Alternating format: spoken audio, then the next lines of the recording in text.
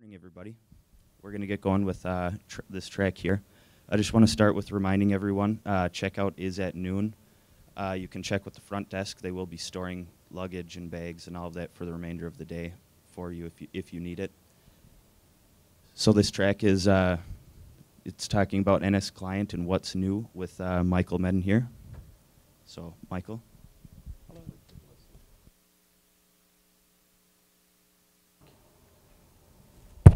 That should work. Does people hear me? Awesome. Now I can hear myself. That's kind of scary. Seriously. Oh, I'll have to survive, I guess. Oh.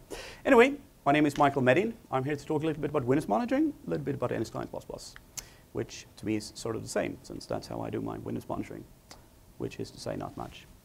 Anyway, first off, quick disclaimer. Since I'm in the US, I guess you guys are aware of these kind of things.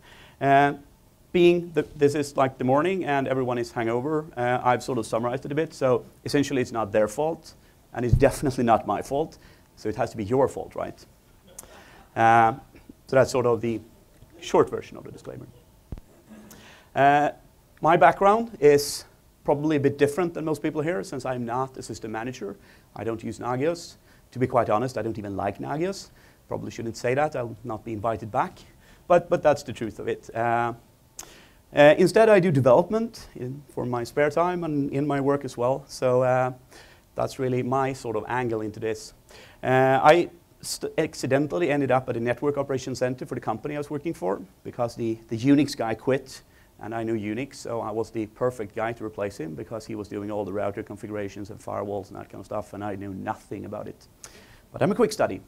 So I managed to get on board. And they were using Big Brother, which I also hated more than Nagios. And we sort of started to migrate to Nagios. And since there was no real good Windows agent at the time, I started NSClient++, which is sort of at the time a drop-in replacement for the like p-NSClient thing that was before. And we figured that p-NSClient was kind of crappy because it didn't work very well. And nrp-nt was too much work because you had to distribute all the scripts and all that kind of stuff. So we tried to find some sort of hybrid ground. Around 2004, I stopped at a network operations center and got back to development work, which was more fun. And then I just open sourced it and didn't really care for it much. Around 2007, people were asking me a lot of questions, reminding me that there were a lot of bugs and that kind of stuff. So I started to actually develop it again, and since then it has been quite actively developed for the last few years. Yeah, 039 was out in May this year, and 040 will hopefully be out this year. You can get it nightly build. 040 is a quite big leap, which we'll know a bit later on. So, skipping myself, going into the actual presentation, the agenda.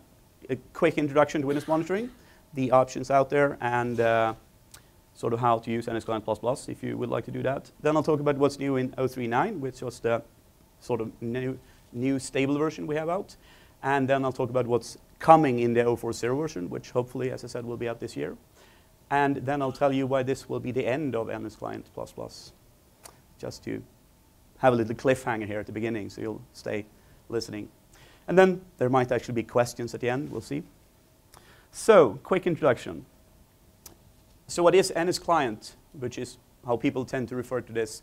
And it's generally a very old program, actually. So NSClient++ is not really NSClient, but that's really the domain I have now and the name I often use because the ++ causes havoc when you want to type things on the command prompt and that kind of stuff. It's also an old protocol used by the check-nt command, which unfortunately a lot of people still using. Don't, it's crap. Use nrp or, well, something else anyway. And it's also a concept, which is usually analogous with like Windows monitoring. And NSClient++ is, as I said, not really anything of this. It was originally written as a drop-in replacement for the p-NSClient, which was used back in 2000-something.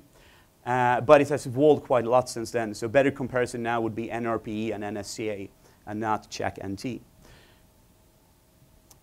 So what do we have more? Yeah, why should you use NSClient++, or what options do you have? sort of a classic thing is, of course, Snmp, which on Windows is not very good. If you're running HP or something like that, they usually have agents you can install, which have a lot of Snmp options, so you can monitor it with that.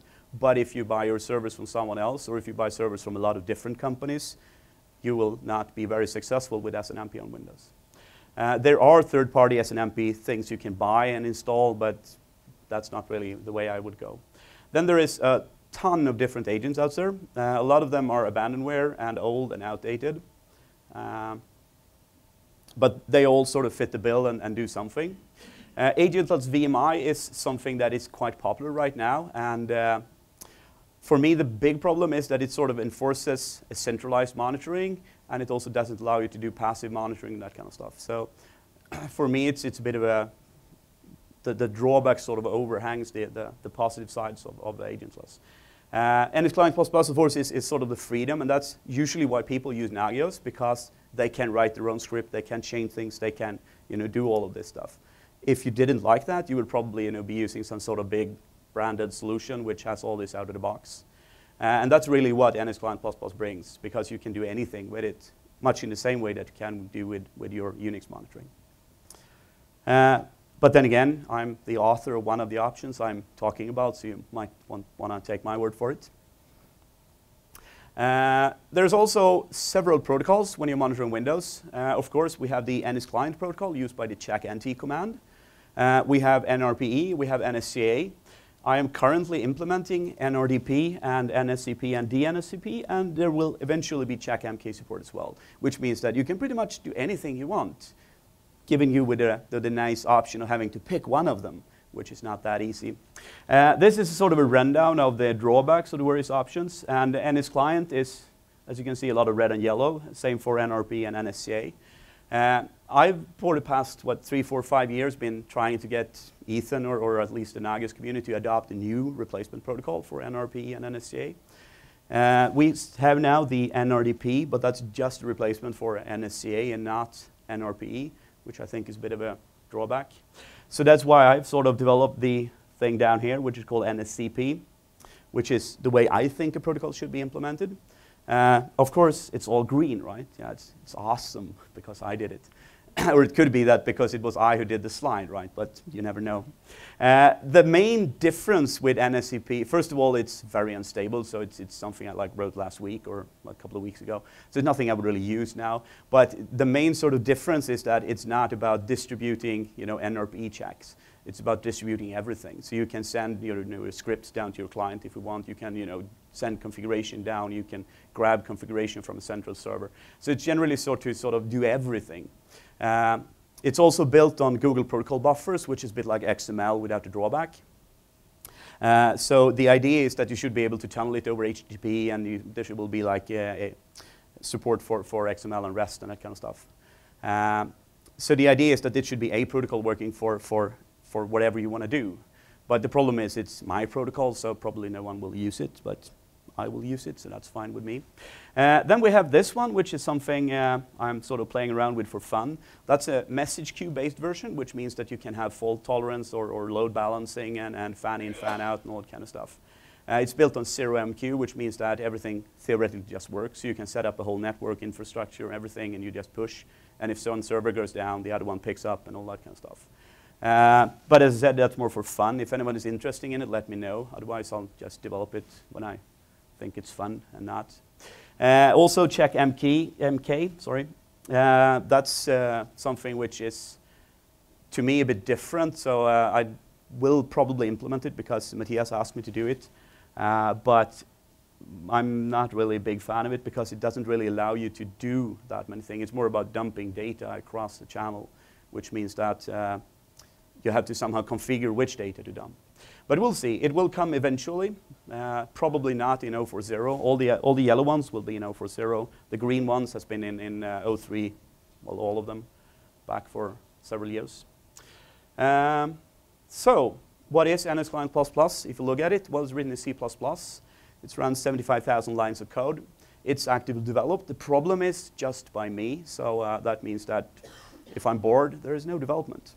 And that means that whenever you want support and I'm bored, there is no support either.